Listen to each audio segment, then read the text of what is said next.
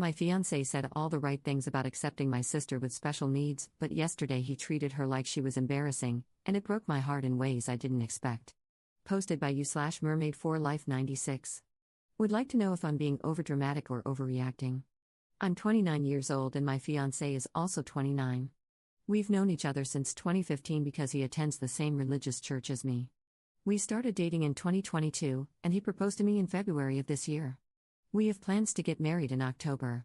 He's an only child, and I have one little sister who has some special needs.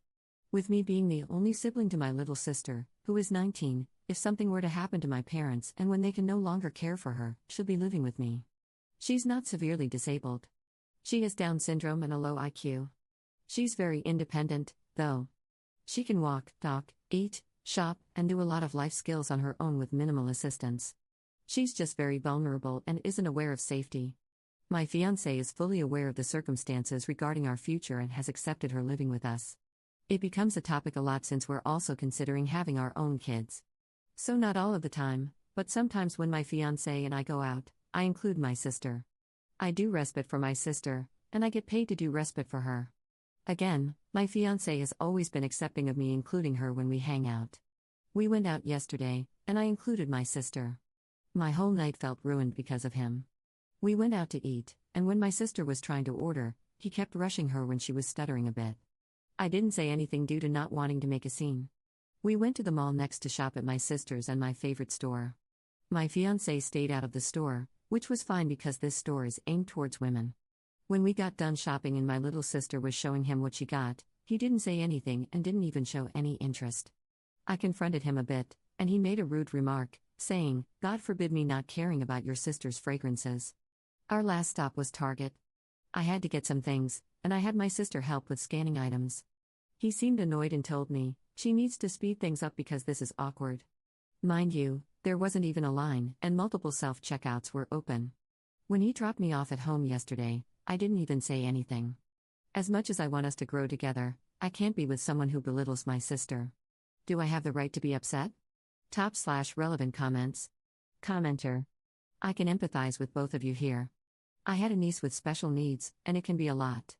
So I can't blame anyone for not being ready to have that in their life, but it's important for him to respectfully say, "I'm sorry, I'm not ready for that," instead of lying to you to keep his romantic access, to put it overly politely.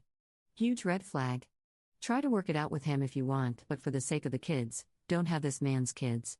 Being a parent requires way more patience than he's shown he's capable of, and you just know if one of them is disabled, he'll blame you and your family's genes. Ops response. His mother actually asked my parents about our gene pool when we went out with his parents one time, but said afterward that she would love her grandchild regardless. So I just let that one go. Commenter 2. I'm confused about what was awkward at Target, her in general? Her speed while checking items or a lack thereof? Either way, I'd be offended and feel protective of her because I can't see his perspective about either being valid. I'm so sorry he was mean to you and toward her. The term red flag exists for this reason. Continue the engagement, but be very aware of what and how he says things. If you continue to see red flags, make the hard choice sooner than later. Ops response. I was having her scan items because it's a goal she works on since she gets state services for her intellectual disability. We had a full cart, and it was taking a little longer than usual to finish because she would accidentally scan something twice. So the staff was kind of hanging close around us in case we needed assistance. I think he low-key feels embarrassed just by her presence and feels like we're being stared at. Commenter 3. I think things are a bit more worrisome than you're allowing yourself to believe. He is treating your sister as a nuisance. He's not low-key embarrassed, he is outright ashamed to be seen in public with your sister. His behavior is rude, belittling, and dismissive. I currently work in retail and often oversee the self-checkout machines. If he's getting upset because someone learning to use the machine is slower than someone who already knows how, then he lacks both patience and empathy. I've watched many people come through those machines. Many times, we have to fix an accidentally double-scanned item, a barcode that rings up wrong, or other little mishaps. The way people react in those situations is very telling. It's a tiny stress moment, but it reveals a lot about their character. Your fiancé is currently showing very poor character. If he has this kind of attitude over something as small as an oops, imagine his reaction to more serious problems. Of course, there are always people who are just having a bad day and overreact, but all you did was take your sister out for the day. That shouldn't qualify as a bad day for any decent person. This calls for a very in-depth conversation, at the very least. You need to get to the bottom of what he truly thinks and believes about you, your sister, and your family. His mother's comment about your gene pool already hints that he's been raised to devalue people with any form of disability. If he's actively trying to unlearn that conditioning, great, but he clearly has a long way to go. If he's just trying to tolerate it until the wedding, his mask is slipping. And if that's the case, your sister deserves far better than to be treated like some kind of burden he has to deal with in order to be with you. She's a human being with her own dignity and deserves to be treated with respect. I hope you get clarity on this soon. Update 1 week later. I posted on here a few days ago regarding my fiancé and my special needs little sister. Some people wanted an update. After posting about it, reading most of the comments, and doing some deep thinking, I decided to cut ties with him last Sunday. It was one of the hardest things I've had to do because we had our future planned out, and he was my first relationship.